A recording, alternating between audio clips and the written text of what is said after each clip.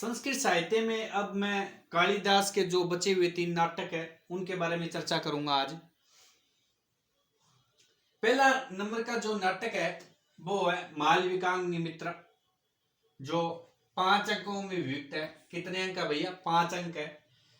अगर यहां से क्वेश्चनों की बात की जाए तो सर्वप्रथम विदूषक का नाम ही पूछ लिया जाता है कि मालविकाग्निमित्र का विदूषक कौन है, तो गौतम आएगा। कौन है भैया? गौतम है। नायक पूछ लेते हैं, अग्निमित्र होगा और नायिका मालविका है।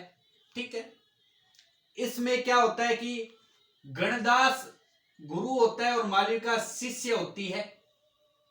और एक छलिक नृत्य का नाम याद रखना, जो गणदास होता है वो मालविका को छलिक नृत्य की शिक्षा देता है। एक होती है भगवती कोश की, जिसका नाम है भगवती कोश की, को क्या न्यायाधीश नियुक्त किया जाता है, ये भी ध्यान रखना। कौन से? मालविकाग्नि मित्र की बात कर रहा हूं। मालविका की जो सखी है उसका नाम याद रखना। सखी का नाम पूछ लिया जाता है एग्जाम में। बकुला बली का नाम है। क्या है? बकुला बली का नाम है। किसका? मालविका की सखी का।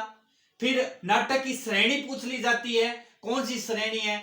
तो धरी ललित श्रेणी है। कौन सी भैया? धरी ललित श्रेणी है। इसकी शैली का नाम याद रखना और कौन सी श्रेणी है नाटक की वो याद रखना और इसका विदूषक याद रखना और इसके अंक याद रखना। अगर क्वेश्चन पूछेगा तो इन 4 में से पूछेगा, अदरवाइज चांस बहुत ज्यादा कम है।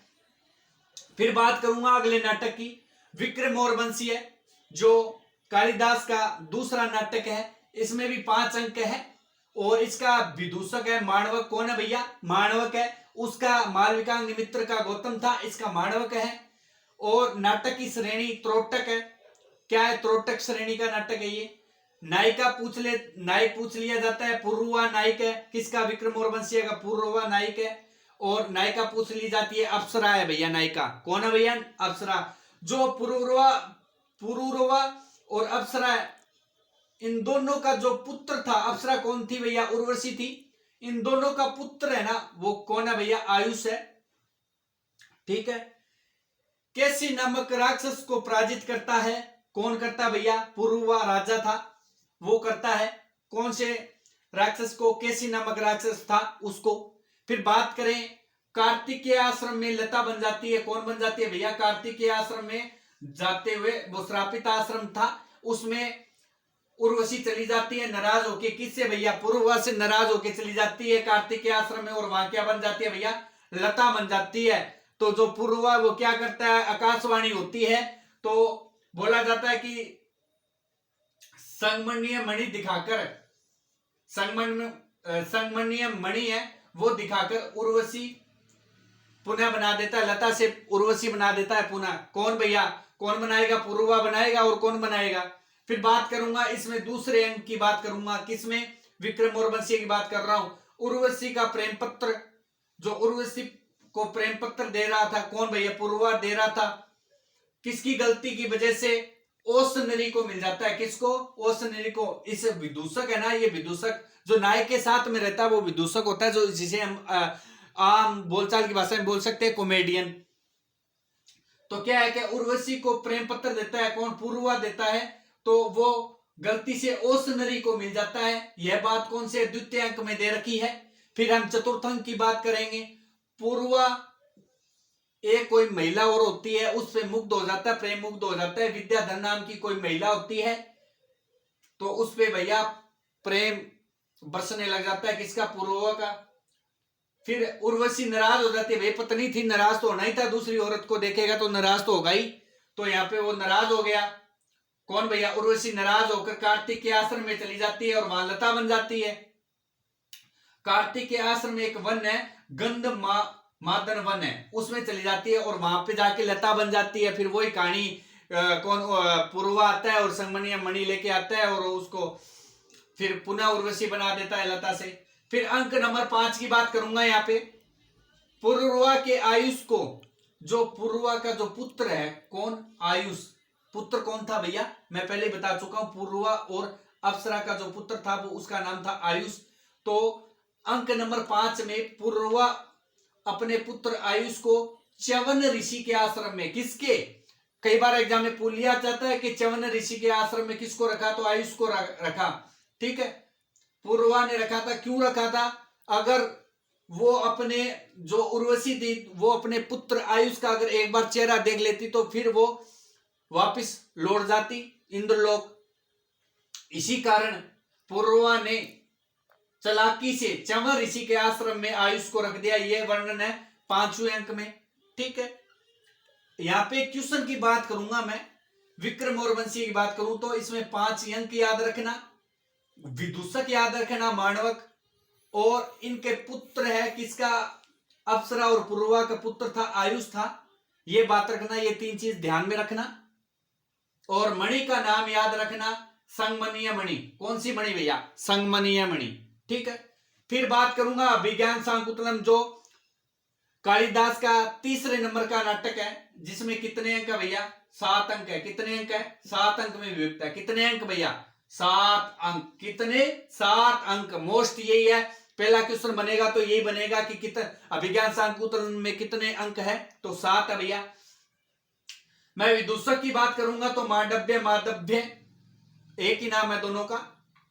ठीक है, एक ही है दोनों, इनके नाम डबल है। मांडव्य, माधव्य परीक्षा की दृष्टि से मोस्ट है ये। फिर नायक की बात करूंगा तो दुष्यंत है और नायिका है शकुंतला। याद रखना ये एक प्रेम कथा है और बहुत अच्छी है, पढ़ने में भी बहुत सुंदर है।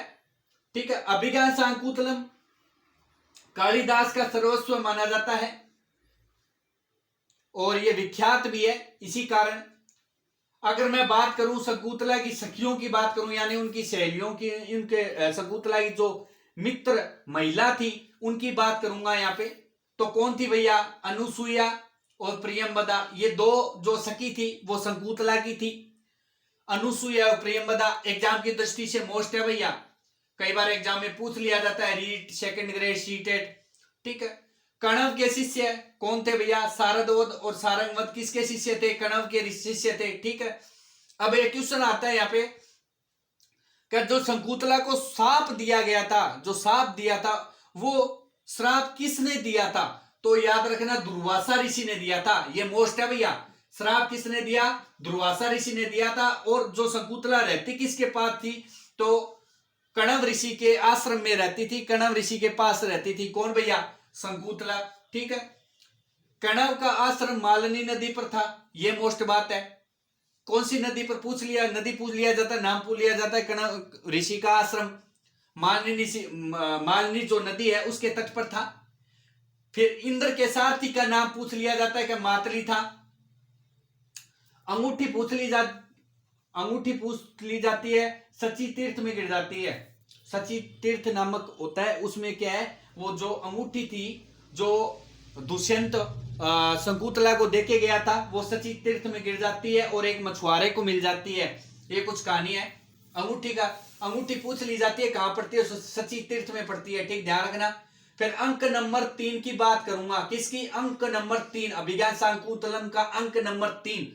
अंक नंबर 3 बहुत ज्यादा महत्वपूर्ण है, क्योंकि यहाँ पे इनका गांधर्व विवाह हुआ था, इनकी शादी हुई थी और प्रेम विवाह हुआ था इनका, ये ध्यान रखना। फिर बात करूंगा अंक नंबर 4 की। अभिज्ञान शाकुंतलम का हृदय बोला जाता है। कौन सा? अंक नंबर 4 अभिज्ञान शाकुंतलम का हृदय बोला जाता है, ध्यान रखना ये बात। फिर एक मोस्ट बात करूंगा, जो नायक दुष्यंत है और शकुंतला है, इनका एक पुत्र हुआ था सर्वदमन। क्या नाम था भैया? सर्वदमन। सर्वदमन, सर्वदमन नाम था, जिसकी भुजा पर क्या बंधी हुई थी? एक औषधि बंधी हुई थी जिसका नाम था अपराजिता। जिसे कोई पराजित नहीं कर सकता उसे बोलते हैं अपराजिता। तो वो बंधी हुई थी। तो ध्यान रखना, ये कुछ मोस्ट बात थी। यहाँ पे क्वेश्चन आए तो ये आ सकता है, सखियों के नाम पूछ सकते हैं शकुंतला के, और कणव के शिष्यों के नाम पूछ सकते हैं, और जो दुष्यंत और शकुंतला के जो पुत्र है सर्वदमन, इसका नाम पूछ सकते हैं। उसके हाथ पे कौन सी औषधि बंधी हुई थी? तो अपराजिता। और विदूषक याद रखना मांडव्य, माधव्य। अंक याद रखना 7 अंक है। ठीक है, इसी के साथ बस इतना ही। आगे और एक महाकवि के साथ हम दोबारा लौटेंगे। धन्यवाद।